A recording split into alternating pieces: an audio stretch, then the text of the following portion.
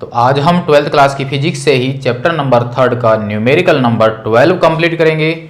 11 question हमारे complete हो चुके हैं। चैप्टर नंबर 4 के न्यूमेरिकल कंप्लीट हैं, फर्स्ट के न्यूमेरिकल कंप्लीट हैं।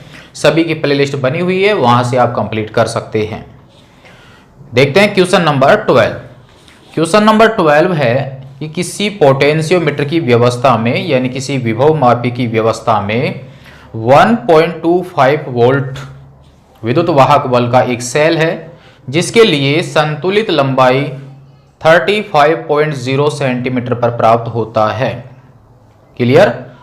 अब इसमें पूछा गया है कि इस सेल के स्थान पर यदि किसी दूसरे सेल को प्रतिस्थापित कर दिया जाता है तब संतुलित लंबाई 63.0 सेंटीमीटर प्राप्त होती है।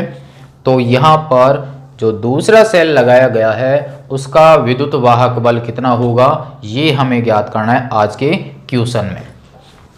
पर्सन के अकॉर्डिंग आपको समझ में आ गया होगा कि एक सेल हमारे पास अवेलेबल था जिसका विद्युत वाहक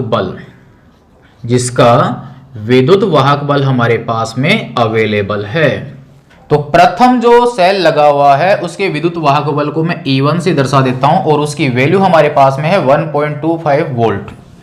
और इस सेल के लिए जो संतुलित लंबाई प्राप्त हुई है, संतुलित लंबाई जिसको मैं L1 मान लेता हूं, वो हमारे पास में है 35.0 सेंटीमीटर।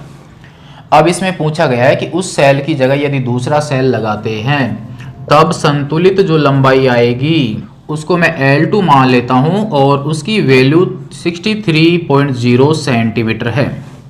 ये हमारे पास अवेलेबल है। तो सेकंड सेल का विद्युत वाहक बल हमें पूछा गया है जिसको मैं E2 मान लेता हूं और ये हमें पूछा गया है। कंप्लीट। डायग्राम के अनुसार यदि हम देखें तो हमारे पास ये पोटेंशियोमीटर का वायर, यहां पर हमारे पास प्राथमिक परिपथ में हम एक बैटरी यूज कर लेते हैं, यहां पर एक की, यहां पर रियोस्टेट यूज कर लेते हैं और यहां पर ये बी बिंदु पर कनेक्शन हो जाता है, ए बी प्लस माइनस। इससे करंट हमारे पास में आएगी, आई करंट का प्रवाह हो रहा है, ये की और ये आर एच धारा नियंत्रक रियोस्टेट। तो यहां पर पूछा गया है कि यहां पर पहले एक सेल लगाया गया, यहां पर हम गैल्वेनोमीटर यूज कर लेते हैं और ये विसर्पी कुंजी यानी जोकी।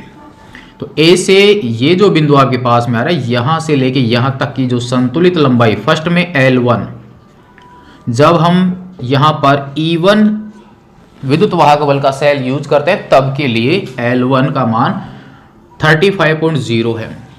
अब यदि इसको हटा दिया जाता है और इसकी जगह दूसरा सेल लगाया जाता है जिसको E2 से मैं दर्शा देता हूं और ये यदि अब गैल्वेनोमीटर में जुड़ता है, इसका कनेक्शन हट गया, तब आपकी संतुलित लंबाई जो होगी वो हमारे पास में आएगी L2 और वो आपको दी गई है 63 के लिए। तो इसका विद्युत वाहक बल हमें ज्ञात करना है।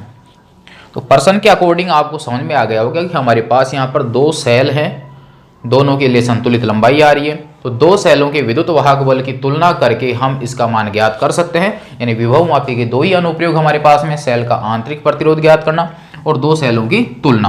तो यहाँ पर हम लिख देंगे कि चूंकि E1/E2 बराबर L1/L2।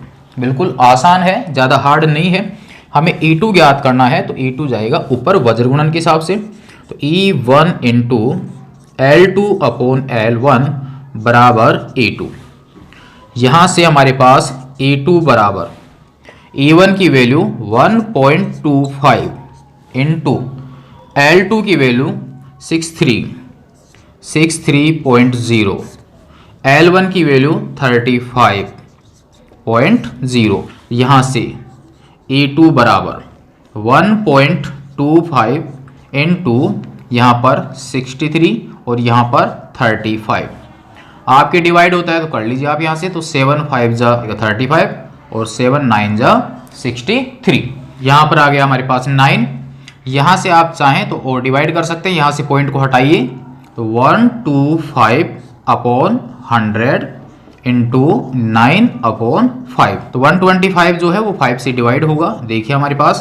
तो ये हो जाएगा 25 इंटू में 9 अपॉन में 100 फाइनली आपके पास कंप्लीट हो जाता है 225 अपॉन 100 और फाइनली हमारे पास में आंसर आ जाता है 2.25 वोल्ट। यानी जो सेकंड सेल लगा हुआ है उसका विद्युत वाहक बल 2.25 वोल्ट होगा और उसके लिए जो संतुलित लंबाई है वो L2 यानी 63.0 प्राप्त होगी। तो ये था हमारे पास आज का क्वेश्चन नंबर 12। बिल्कुल आसान था, ज़्यादा हार्ड नहीं था। सेलों की तुलना वाला फॉर्मूला हमने यूज किया। 3 मान हमारे पास अवेलेबल थे, चौथा मान हमने ज्ञात कर लिया वज्र गुणन वाली विधि से। जो मान कट रहा था उसको हमने यहाँ पर कैंसिल कर लिया। फाइनल आंसर आ गया 2.25। ये हमारे पास एक समझने के लिए था, क्योंकि डायग्राम जो है वो उस पर्सन को समझाने में बहुत अच्छी तरीके से भूमिका निभाता है।